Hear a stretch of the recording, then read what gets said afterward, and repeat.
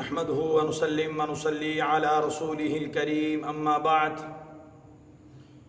मेरे काबिल एहतराम भाइयों, बुज़ुर्गों और दोस्तों, मेरी इस गुफ्तगू को सुनने वाली मेरी माँओं और बहनों और तमाम भाइयों को, दोस्तों को अस्सलामु अलैकुम व रहमतुल्लाहि व बरकातुहू। मेरे दोस्तों, हमें इस बात पे फ़ख्र है कि अल्लाह रब्बुल इज़्ज़त ने हमें मुसलमान घराने में पैदा किया और इसके साथ साथ हमें कलमा तौहीद ला इलाहा इल्लल्लाह मुहम्मदुर रसूलुल्लाह का इकरार करने की और दिल से तस्दीक करने की तौफीक अता फरमाई। मेरे भाइयों, इस्लाम ने हमें सर से लेके पाँव तक तमाम अहकामात सिखाए हैं, हत्ता कि हमें आदाब भी सिखाए गए हैं। खाने का क्या अदब है, पीने का क्या अदब है, बैतुल खला में जाने का क्या अदब है, बैतुल खला से बाहर निकलने का क्या अदब है, और नीस इसके साथ आदाब के साथ साथ अल्लाह रब्बुल इज़्ज़त ने हमें दुआएं भी सिखाई हैं। तो ये किसी भी मज़हब के अंदर ऐसा नहीं था कि एक एक जुज़ी जो है वाज़े तौर पे हमारे सामने है, एक एक जुज़ी वाज़े तौर पे हमारे सामने है कि अल्लाह रब्बुल इज़्ज़त ने हमें किस किस काम को करने का हुक्म दिया, किस किस काम से मना किया। अगर आसान लफ्ज़ों में मैं आप हजरात को समझाऊं तो यूँ ही समझें कि एक बाल की भी खाल उतारी है, इस हद तक हमें अहकामात बताए हैं और एक एक अमल का हल और अदब मौजूद है।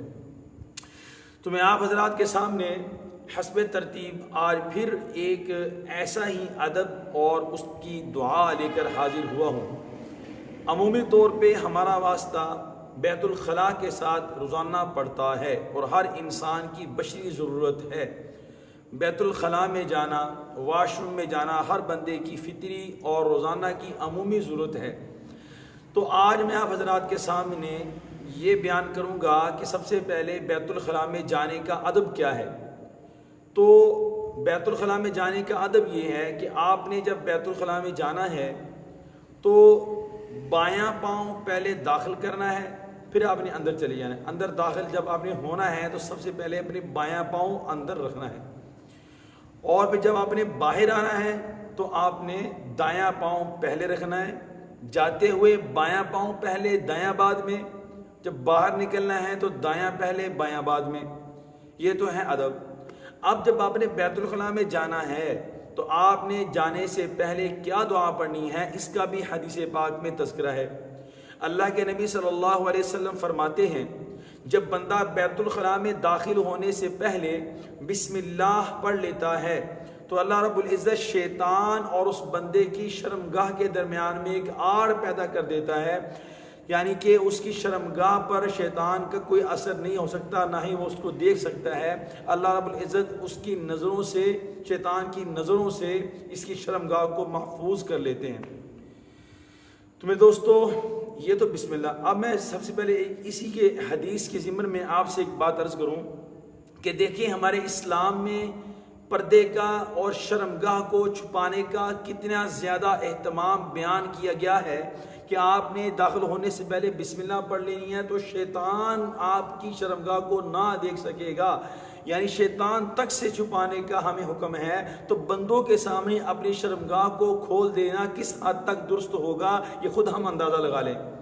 बंदों के सामने अपनी शर्मगाह को खोल के बैठ जाना या उनको अपनी शर्मगाह दिखाना, ये इसकी हदीस पाक में मुआनत भी है।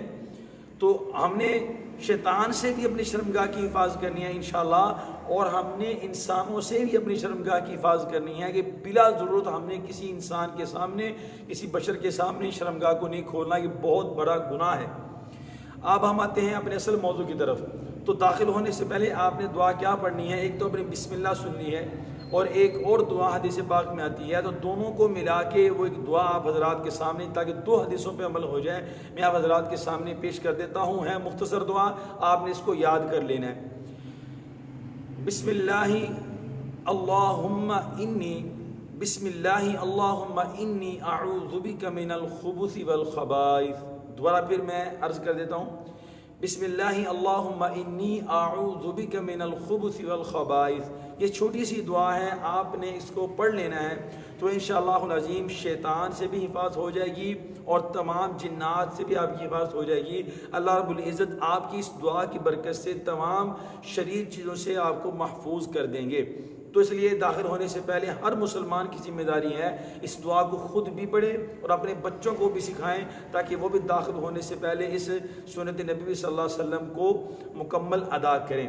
तो ये था आप हजरात के सामने। अब मेरे दोस्तों, ये अल्लाह रब्बुल इज़्ज़त ने हमने हम पर इनाम और एहसान किया है कि हमको ये चीज़ें बयान की हैं और ये हमें अमल के लिए दी हैं। तो मैं अल्लाह से दुआ करता हूँ कि अल्लाह जल्ल शान हम सबको इस पर अमल करने की तौफीक अता फरमाए। इसी के साथ मुझे आप इजाज़त दीजिए। इंशाअल्लाह आइंदा फिर इस तरह की मैं नई नई वीडियोस और नए नए बयानात और नए नए वज़ाइफ जो है मुख्तसर कोशिश करूँगा आप हज़रात के सामने पेश करूँ। तो आप मेरे साथ चलते रहिए इंशाअल्लाह। अस्सलामु अलैकुम व रहमतुल्लाहि व बरकातुहू।